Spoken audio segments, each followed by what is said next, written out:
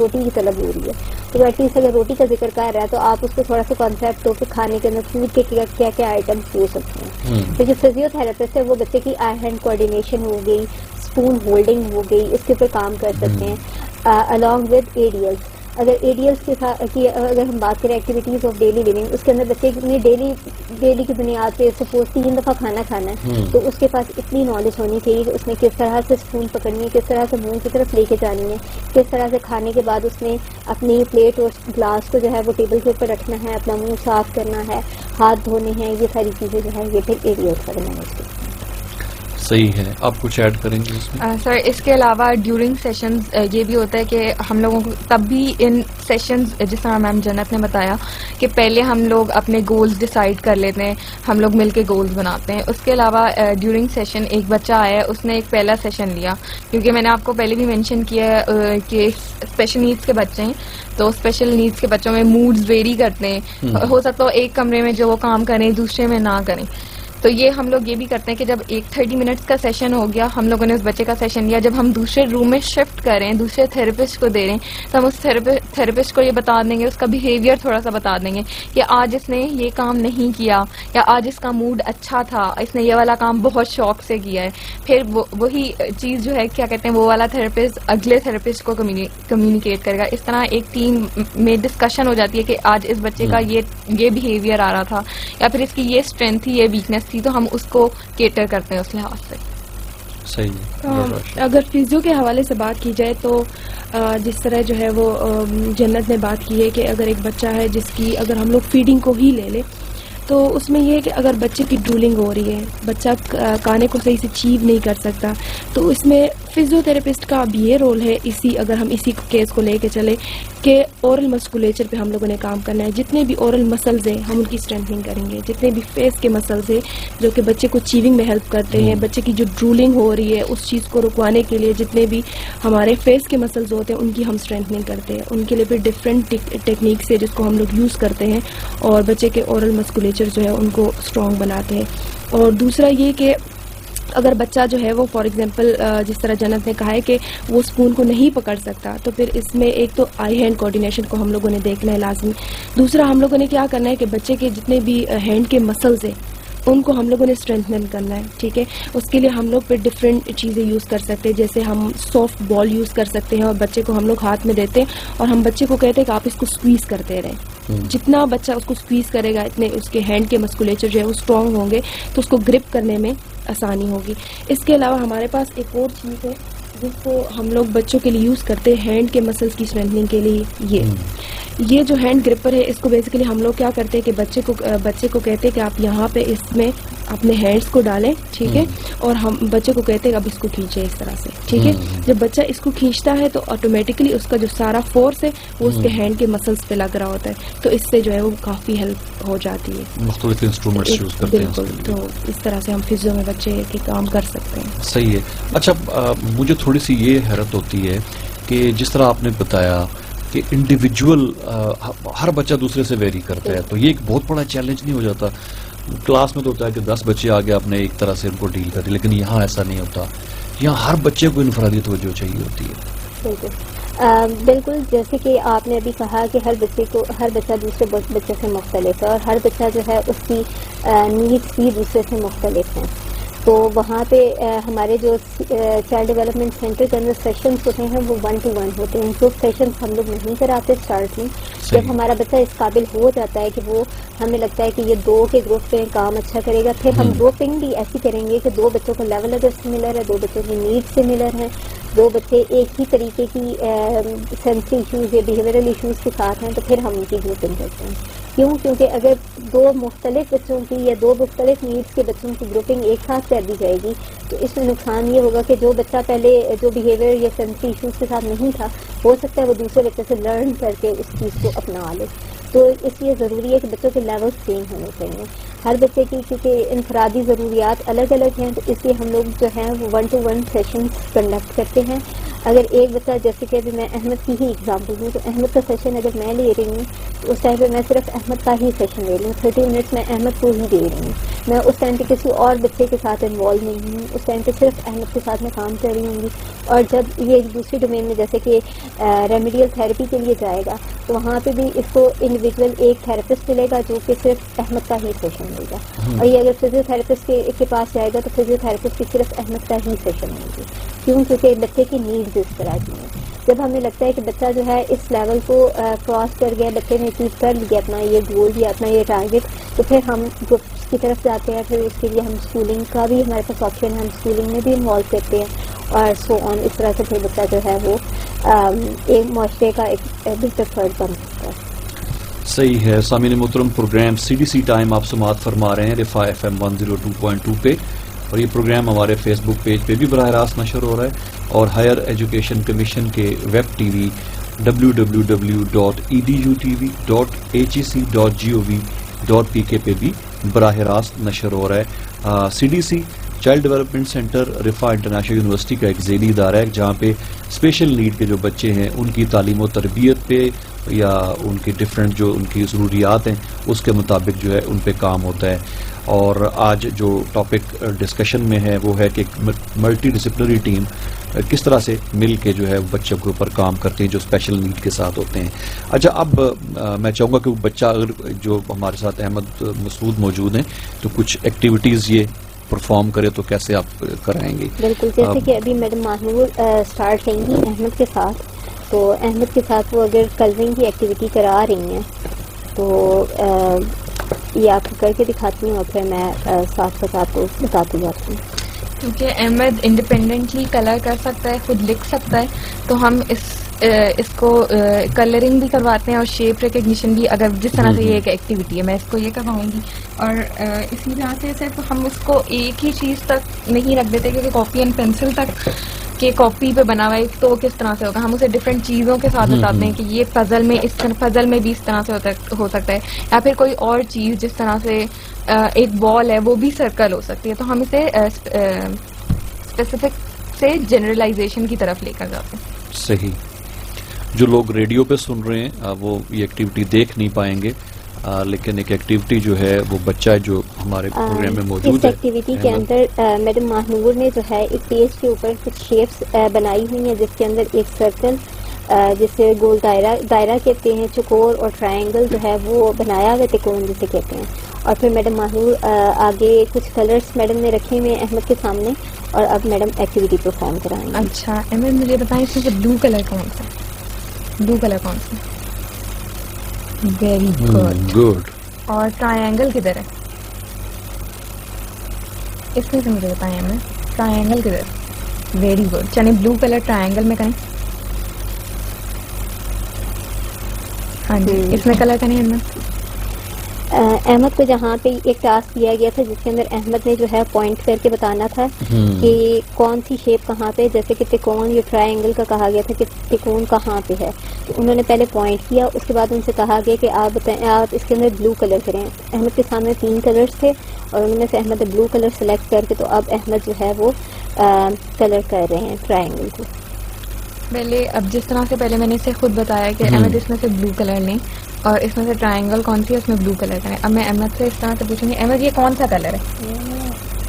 احمد یہ کون سا کلر؟ یس اٹ از بلو. میں نے پھر اچھا احمد کو ایشو کیا ہے بیسکلی کیا؟ احمد کے ایک تو بولنے کے مسائل ہیں, احمد کو سمجھ باتوں کی آتی ہے لیکن احمد اس چیز کو وربلی ایکسپریس نہیں کر پاتے, وربلی نہیں بتا پاتے, یہ بول نہیں پاتے. اب احمد کی ماشاء اللہ 5 سال کے ہیں لیکن ابھی یہ ایک لفظ سے کمیونیکیٹ کرتے ہیں اور وہ بھی کلیئر نہیں ہوتا. اور کتنے عرصے سے CDC میں؟ یہ تقریباً احمد کو 6 ماہ ہو رہے ہیں. اچھا. احمد اسٹارٹ میں بالکل نہیں بولتے تھے لیکن اب ماشاء اللہ ایک لفظ پہ آ گئے ہیں اور ایک لفظ میں جواب دیتے ہیں. جب انہوں نے بولنا اسٹارٹ کیا تو ہمیں یہ سمجھ آئی کہ احمد جو ہے احمد کوتلا پن کا بھی شکار ہے, تو ہم اس کو بھی ساتھ ساتھ ٹارگیٹ کر رہے ہیں. اور جس طرح ابھی انہوں نے بلو تھا تو ابھی ان کا جو گول چل رہا تھا وہ برس ساؤنڈ جو تھی وہ اسٹارٹنگ میں تھی, تو انہوں نے اب تو بلو بول لیا, لیکن ہاں start بالکل میں پرفیکٹ اس نے پروناؤنس کیا, بلو بولا بالکل کرتے تھے, تو بلو سے اب یہ بلو پہ آ گئے ہیں. صحیح ہے. اسی طرح سے پھر کلیئرٹی کی طرف ہی ہم آئیں گے, لیکن پہلے ہماری کوشش یہ ہوتی ہے کہ بچہ بولنا اسٹارٹ کر دے. صحیح ہے. ڈاکٹر عائشہ, کوئی فزیکل ایکسرسائزز بھی اس کی چل رہی ہیں؟ احمد کی فزیکل ایکسرسائزز میں جسٹ یہ ہے کہ ماشاء اللہ سے اس کی گرپنگ اچھی ہے, لیکن تھوڑی سی آئی ہینڈ کوآرڈینیشن اس کی اسٹارٹنگ میں جب یہ آیا تھا تھوڑی سی ویک تھی, تو اس چیز پہ ہم لوگوں نے کام کیا, ڈفرینٹ پزلز اور ڈفرینٹ ایکٹیویٹیز میں بچے کو انگیج کیا کہ اس کی آئی ہینڈ کوآرڈینیشن جو ہے وہ بہتر ہو سکے.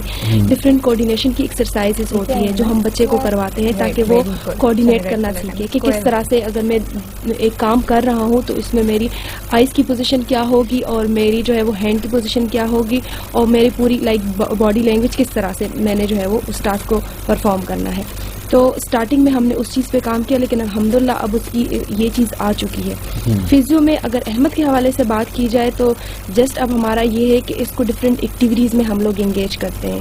ڈفرینٹ ہم لوگوں نے فزیکل ایکٹیویٹیز جو ہے وہ پلان کی ہوئی ہے جس میں ہم احمد کو سوشلائز کرتے ہیں دوسرے بچوں کے ساتھ, اور وہ ایکٹیویٹیز جو ہے وہ دوسرے بچوں کے ساتھ احمد کو ملا کے ہم لوگ پرفارم کرتے ہیں.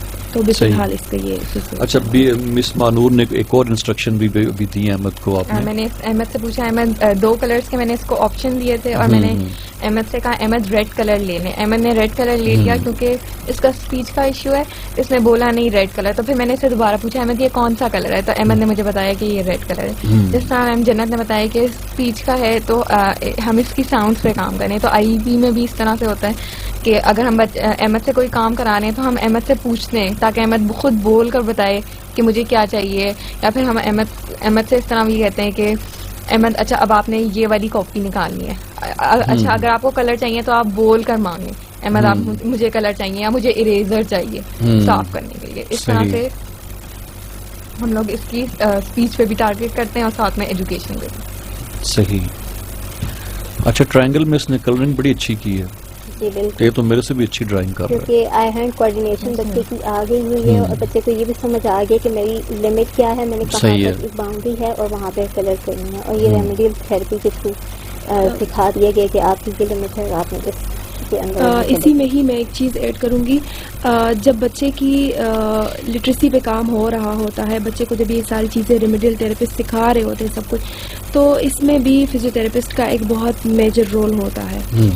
جس طرح سے ہمارے پاس ایک بچہ ہے اربس پالسی کا, ان بچوں میں کیا ہوتا ہے کہ جو ہاتھ ان کا افیکٹڈ ہوتا ہے وہ پورے کے پورے اس سائٹ کو اوائڈ کرتے یوز کرنا, وہ اس سائٹ کو یوز نہیں کرتے. صحیح ہے. جو لائک اگر جس طرح ہمارے پاس وہاں پہ بچہ ہے اس کا رائٹ سائڈ افیکٹڈ ہے تو وہ پورا کا پورا لیفٹ سائڈ کو یوز کرتا ہے. تو اس میں بینگ اے فزیو تھراپسٹ ہم جتنے بھی ہمارے ڈومینز ہیں ان میں ہم انسٹرکشن دیتے ہیں کہ ہم نے اس بچے کی یہ جو نیگلیکٹڈ سائڈ ہے نا اس کو ہم لوگوں نے فنکشنل کرنا ہے. تو ہم ڈفرینٹ ڈومینز میں انسٹرکشن دے دیتے ہیں ریمیڈیل تھراپسٹ کو بھی, اسپیچ تھراپسٹ کو بھی, کہ اگر آپ لوگوں نے بچے کو کوئی بھی یا تو اس طرح کی کلرنگ کروانی ہے یا کوئی بھی اس طرح رائٹنگ کروانی ہے یا اسپیچ میں جس طرح بات کی جائے, تو اگر بچے سے جو ہے وہ ان آؤٹ کروانا ہے, جتنی بھی ایکٹیویٹیز کروانی ہے, تو اس میں آپ لوگوں نے کوشش کرنی ہے کہ بچے کے افیکٹڈ ہینڈ کو لائک رائٹ سائڈ جس طرح میں نے ابھی ایگزامپل دی ہے تو رائٹ سائڈ کو ہی یوز کیا جائے نہ کہ لیفٹ سائڈ کو. تو اس میں پھر اس طرح سے بھی دیکھا جا سکتا ہے کہ لائک صرف یہ نہیں ہے کہ فزیو میں ہم اس بچے کی اس ہاتھ پہ کام کریں گے, اس کی اسٹرینتھنگ کریں گے, اس کی اسٹریچنگز کریں گے, مسل کو ایکٹیویٹ کریں گے, اس کا وہ لمیٹڈ نہیں ہوتا فزیو صرف فزیو پہ. وہ جو ہے اس میں آئی پی کا بھی رول ہے, اس میں اسپیچ کا بھی ہے, اس میں ایڈیلس جو کرواتے ہیں تھراپسٹ ہمارے پاس ان کا بھی رول ہے. تو اس طرح سے ایک ٹیم ورک میں جو ہے وہ یہ ساری چیزیں ہو رہی ہوتی ہیں. میں ایکٹیویٹی فنش کریں, سرکل پہ رکھیں. جیسے کہ ابھی یہاں پہ میڈم ماہنور نے جو شیپس کاپی کے اوپر ڈرا کی ہوئی تھی اور ان کے سامنے وہی شیپس جو ہیں وہ ویسے ایز اے پزل بھی موجود تھی, تو وہی شیپس میڈم ماہنور بچے کو کہہ رہی ہیں کہ وہ میچ کر دیں, جو ڈرا ہوئی ہوئی شیپس تھی ان کے اوپر رکھ دیں. اچھا احمد مجھے بتائیں یہ کیا ہے اور یہ کیا ہے؟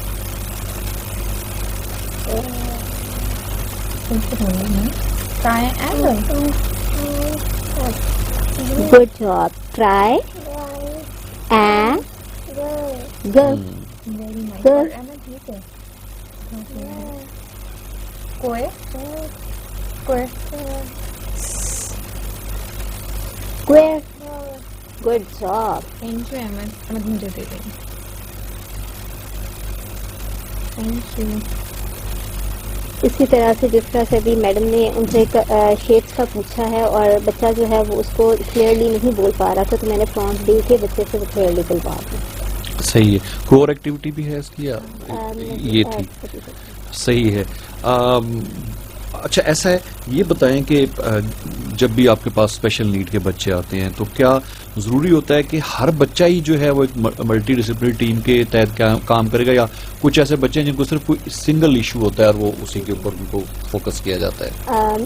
ہم لوگوں کی کوشش یہ ہوتی ہے جب اسٹارٹ میں ہمارے پاس بچہ آتا ہے تو ساری ڈومینس اپنی اپنی طریقے سے اور اپنی اپنی ڈومین کے لحاظ سے اس بچے کی اسسمنٹ کر لیتے ہیں. اس کے بعد ہمارے پاس ایک کلیئر پکچر آ جاتی ہے کیونکہ اکثر یہ ہوتا ہے کہ والدین کو اس چیز کا اندازہ نہیں ہوتا کہ ہمارے بچے کے ساتھ ہر طرح کے مسائل ہیں. وہ ہو سکتا ہے صرف فیس کے مسئلے کے ساتھ لے کے ہیں لیکن جب یہاں پہ ہے تو ہمیں پتہ چلے بچے کے سینسری ایشوز بھی ہیں, بچے کے بیہیویئرل ایشوز بھی ہیں, بچے کو آئی ای پی کی بھی ضرورت ہے اور بچے کو فزیو تھراپی کی بھی ضرورت ہے. صحیح. اور بچے کو ایڈیلس کی بھی ضرورت ہے. صحیح. تو اس لیے جب پیرنٹس کے انسٹرکشن کو مخصوص ایک جگہ ہوتی ہے لیکن جب آپ اسسمنٹ کرتے ہیں تو پتہ چلتا ہے کہ اس کے دیگر ایشوز بھی ہیں جس پہ کام کرنا ضروری ہے. تو اسی لیے اسٹارٹ میں ہم پھر ساری ڈومینس اپنا اپنا ٹائم دے کے اسسمنٹ کرتے ہیں اور اس کے بعد جو ہمارے گولس ہوتے ہیں وہ ڈسکس ہوتے ہیں اور پھر ہم لوگ اس نتیجے پہ پہنچتے ہیں کہ اس بچے کو کس چیز کی ایکسٹینسولی ضرورت ہے اور کس چیز میں بچے کی یہ اسٹرینتھ ہے. اس اسٹرینتھ کو دوسری ڈومینس کے اندر بھی ٹارگیٹ کیا جائے. اور ملٹی ڈسپلنری ٹیم میں یہ ملٹی ڈسپلنری تھراپی اس لیے دی جاتی ہے کہ بچہ اس چیز کو جنرلائز کر سکے. صرف ایک کمرے تک یہ ایک فرد تک محدود نہ رہے. ہو سکتا ہے وہ ماں کے ساتھ بہت باتیں کر رہا ہو لیکن باپ کے سامنے کچھ بھی نہ بول رہا ہو. تو یہ دونوں الگ پرسپیکٹو آتے ہیں. تو ہم بچے کو یہ سکھاتے ہیں کہ جنرلائز کیسے کرنا ہے. آپ نے ایک شخص کے ساتھ ایک بات نہیں کرنی, آپ نے سب کے ساتھ بات کرنی ہے, وہی چیز کو سب کے ساتھ پرفارم کرے. تو اس لیے ملٹی ڈسپلنری تھراپی ضروری ہے. صحیح. یہ آگے اس کی سوشل لائف میں بھی بڑا امپورٹنٹ ہوتا ہے کہ بچے سب کے ساتھ انٹریکٹ کریں کیونکہ کچھ بچے ہوتے ہیں وہ اگر ایک تھراپسٹ کے ساتھ اس کی فکسیشن ہوگی ہے یا پھر اس کو پسند ہے تو وہ اسی کے ساتھ کام کرے گا, دوسرے کسی کے ساتھ نہ کرے. تو یہ بڑا ضروری ہوتا ہے بعد میں بھی لیٹر ان دیئر لائف کہ آپ کو مختلف لوگوں سے ملنا پڑتا ہے, آپ کو مختلف لوگوں سے بات چیت کرنی پڑتی ہے. تو بڑا ضروری ہے کہ بچے میں یہ عادت آئے کہ میں نے ڈفرینٹ ڈومینز میں جا کے ڈفرینٹ کام کرنا ہے, ڈفرینٹ طریقے سے کرنا ہے تاکہ لیٹر بچوں کو فرینڈشپس میں بھی اسی وجہ سے ایک ایشو آ رہا ہوتا ہے کہ وہ شاید بول نہیں پاتے تو وہ فرینڈس نہیں بنا پاتے اتنی جلدی یا پھر وہ اپنی مدر کے ہی پاس رہتے ہیں کیونکہ ان کا باہر کے لوگوں کے ساتھ اتنا انٹریکشن نہیں ہوتا. اس لیے بڑا امپورٹنٹ ہے کہ وہ جو ہے سب ڈومینز میں جائیں اور سب تھراپیز ہیں. صحیح ہے. اچھا مجھے ڈاکٹر عائشہ یہ بتائیے گا کہ دیکھیں ایک ایسے ادارے کے اندر ایک پراپر پروفیشنل لوگوں کی ٹیم ہوتی ہے جو کام کرتی ہے. جی سر. کیا گھر میں بھی مینج کیا جا سکتا ہے اس طرح کے ایشوز کو؟ گھر میں یہ ہے کہ مشکل ہے کیونکہ ظاہری سی بات ہے یہاں پہ سارے ایکسپرٹ لوگ ہیں جو کہ جانتے ہیں کہ بچے کی نیڈ کیا ہے اور بچے پہ اگر جو کام کرنا ہے وہ کس طرح کا کرنا ہے اور کس لیول کا کام بچے کو چاہیے. تو ظاہری سی بات ہے اب پیرنٹس کو نہیں پتا. ایک فزیو تھراپسٹ کا جو کام ہے وہ پیرنٹس کو ہم گائیڈ تو کر سکتے ہیں کہ آپ ایک دو چیزیں یہ کروائے لیکن جتنے پرفیکٹ طریقے سے فزیو تھراپسٹ یا اسپیچ تھراپسٹ کر سکتا ہے پیرنٹس نہیں کر سکتے. وہ ایک حد تک ہم ان کو گائیڈ کر سکتے ہیں. تو اس میں یہ ہے کہ پیرنٹس اتنے زیادہ وہ ایکسپرٹ نہیں ہوتے کہ وہ ساری چیزیں کر سکے. اس میں پیرنٹس کا یہ آ جاتا ہے کہ پیرنٹس اگر ہم مدر کو گائیڈ کرتے ہیں کہ آپ بچے کی اس چیز پہ کام کریں تو اس میں باقی بھی جتنے بھی فیملی ممبرز ہیں تو وہ جو ہے وہ سارا کا سارا برڈن جو ہے وہ مدر پہ نہ رہے, وہ بھی ہیلپ کرے. اگر ہم لوگوں نے ایک بچے کی مدر کو کہا ہے کہ اس کی یہ ایکسرسائز آپ نے گھر میں کروانی ہے, ٹھیک ہے, تو اسی طریقے سے آئی ایڈیلز والوں نے کہا ہے کہ آپ نے بچے کی یہ چیزیں جو ہے وہ اس بچے کی فیڈنگ اس طرح سے آپ نے گھر میں کروانی ہے.